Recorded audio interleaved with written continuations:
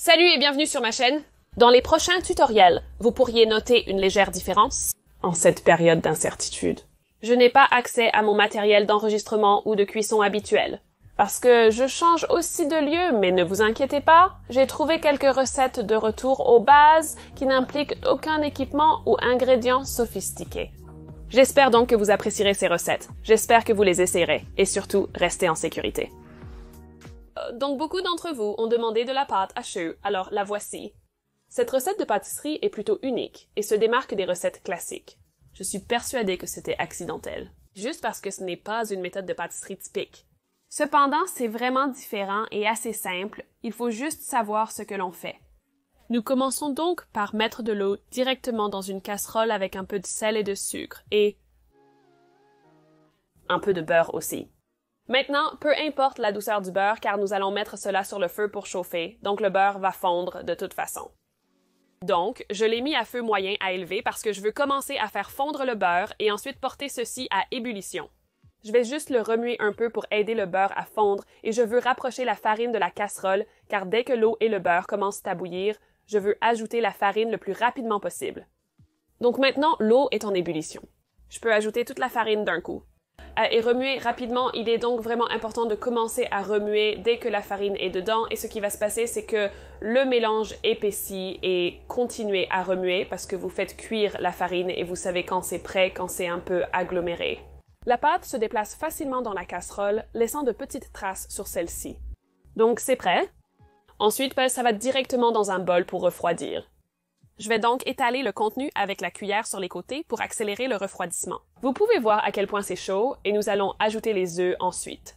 Évidemment, ajouter les œufs maintenant cuirait les œufs à cause de la chaleur de la pâte, ce qu'il faut éviter. Je vais donc laisser refroidir complètement.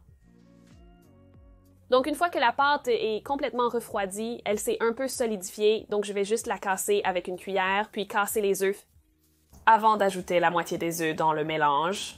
Nous recherchons maintenant une consistance particulière. De consistance tombante que j'expliquerai quand elle sera à ce stade, mais il est un peu difficile de mélanger les œufs à ce stade. Un peu d'effort est nécessaire, mais l'utilisation d'une cuillère en bois ou d'un objet assez rigide aide vraiment, car cela peut être assez dur à mélanger. Une fois les œufs mélangés, je peux en ajouter d'autres. Donc à chaque ajout d'œufs, j'ajouterai la moitié de ce qui reste. Donc j'ajoute les œufs par étapes et je mélange le tout. Et je vais répéter cela jusqu'à ce que j'obtienne la consistance appropriée. Maintenant, vous n'aurez pas nécessairement besoin de tous les œufs, ou vous devrez peut-être en ajouter certains ou plus. Cela dépend essentiellement de la quantité de farine que vous avez cuite au début. Je vais juste le tester. La consistance de chute, c'est quand la pâte tombe en 3 secondes. Maintenant, c'était assez lent, ce qui signifie qu'il faut le desserrer. Juste un peu plus. Donc je vais ajouter un peu plus d'œufs, lui donner une bonne battue, et puis réessayer. Donc 1, 2, 3 et c'est prêt. C'est donc ce que vous recherchez. Je peux remplir une poche à douille maintenant. J'ai donc une buse ronde ici. Je pense que c'est une taille numéro 10. Et je vais le mettre à l'intérieur du sac à douille, couper l'extrémité et le mettre dans un grand récipient pour me faciliter un peu la vie. Donc je vais mettre le mélange directement dans le sac à douille.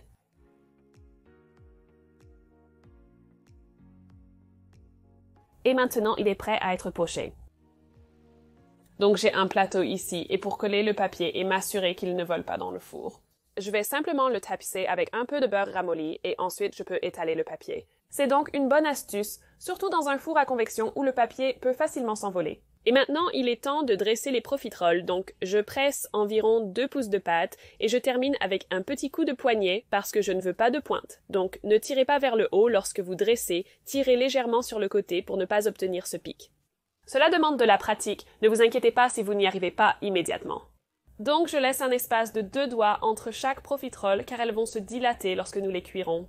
Je souhaite des profiteroles de taille uniforme. Les premières étaient un peu petites, donc je vais les remplir avec plus de pâte et badigeonner un peu de dorure sur le dessus. Maintenant, la dorure donne aux profiteroles un peu de brillance, mais elle aide aussi à éliminer tous les points de pâte qui se sont formés lorsque je faisais le dressage à la poche.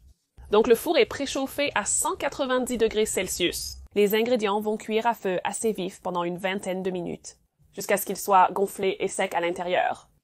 Donc pendant que les profiteroles cuisent, c'est une bonne occasion de faire votre garniture de crème pâtissière car nous devons attendre qu'elle refroidisse légèrement.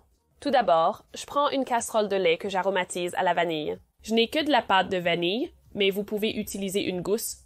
Ensuite, je vais le chauffer jusqu'à ce qu'il fume. Pendant que j'attends le lait, je vais simplement casser mes jaunes d'œufs et ensuite ajouter le sucre aux jaunes d'œufs et ensuite le mélanger immédiatement. Si vous laissez du sucre sur les jaunes d'œufs, cela brûle un peu le jaune, donc vous voulez commencer à mélanger dès que le sucre est ajouté. Je vais le fouetter jusqu'à ce qu'il éclaircisse en couleur. Une fois qu'ils sont plus pâles, vous pouvez commencer à tamiser les farines. Voici donc la farine ordinaire puis la fécule de maïs, et vous pouvez les tamiser ensemble et les incorporer dans le jaune d'œuf.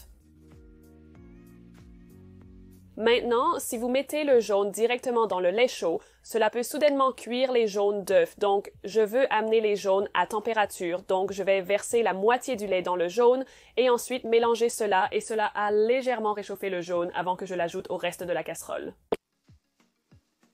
La chaleur est à moyen et ensuite je vais essentiellement continuer à fouetter ici. Pour l'instant, il faut bien mélanger le jaune d'œuf. Avec la chaleur et la farine, le mélange commence à épaissir. Donc, c'est un peu comme une crème pâtissière épaissie. Le fouet aide à obtenir une consistance agréable et lisse, et finalement, cela épaissit vraiment beaucoup, et vous savez que c'est prêt quand cela commence à bouillonner du fond.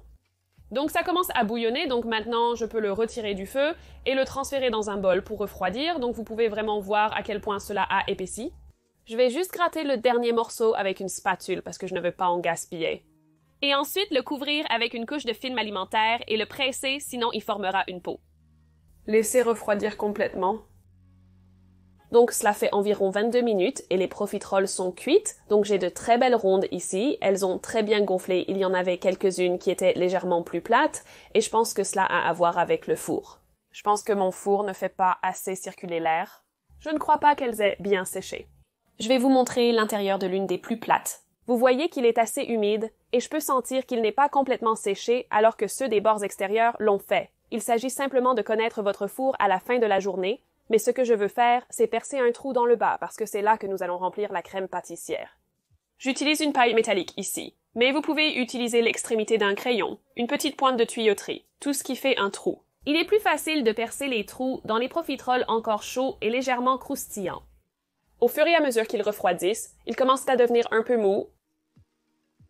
Donc, en refroidissant, la crème pâtissière se solidifie et doit être retravaillée, c'est-à-dire fouettée à nouveau. Vous pouvez faire cela avec un mixeur, mais je n'en ai pas, donc je vais le faire à la main et c'était assez fatigant, j'ai dû continuellement changer de main pendant ce processus. Je vais essentiellement le fouetter jusqu'à ce qu'il soit bien lisse. Il conserve toujours sa forme, et c'est maintenant le moment de lui donner le goût que vous voulez. Vous pouvez bien sûr le laisser à la vanille, mais je vais y mettre une grande quantité de Nutella, parce que pourquoi pas? Le Nutella se mélange bien, j'aime donc en ajouter à la crème pâtissière pour plus de saveur. Je vais donc mélanger le Nutella jusqu'à son incorporation complète. Maintenant, vous pouvez voir que je ne l'ai pas vraiment mesuré, donc je vais juste essayer un petit peu pour m'assurer qu'il y a assez de Nutella, ce qui est le cas, donc je peux remplir ma poche à douille avec la crème pâtissière aromatisée. Je suis maintenant prête à farcir les profiteroles. Je n'utilise pas de buse ici. Je vais simplement couper l'extrémité et éviter de la mettre sur les profiteroles. Maintenant, placez le bout de la poche à douille dans le trou. J'ai créé et pressé autant que possible et rempli tout l'intérieur du profiterole. Et vous savez quand il est plein? Quand la poche à douille est presque forcée de sortir et que la garniture commence à sortir. Le trou, donc la pâtisserie commence comme une coquille vraiment légère et puis quand vous la remplissez de crème pâtissière, elle devient évidemment très lourde, donc vous pouvez dire quand chacune est pleine, vous pouvez les remplir avec presque n'importe quoi. Que vous voulez, je pense que la crème pâtissière a le bon équilibre entre légèreté et onctuosité tout en étant pleine de saveur. La crème fouettée me semble trop légère et le Nutella trop intense, mais vous pouvez les remplir à votre guise. Donc, pour décorer le dessus des profiteroles, j'ai fait une ganache simple en chauffant la même quantité de crème double et de chocolat au micro-ondes et en mélangeant jusqu'à ce que ce soit lisse. Et ensuite, je vais simplement tremper le dessus de la profiterole dedans. Et ensuite, je vais le laisser de côté pour qu'il prenne. Donc, je donne à chacun une belle couverture et vous pouvez les tremper dans du fondant coloré ou du chocolat naturel. J'aime l'équilibre entre la ganache noire et la Nutella à l'intérieur. Je pense qu'ils se complètent vraiment bien. Et pour te taquiner, je vais en déchirer un afin que tu vois à quel point la pâte à choux est bien garnie. Et voilà, c'est ainsi que vous faites de la pâte à choux. ou des profiteroles. Donc vous pouvez utiliser la même pâte pour faire des éclairs ou un sein de Paris. C'est la forme la plus simple de pâte pour être vraiment créatif.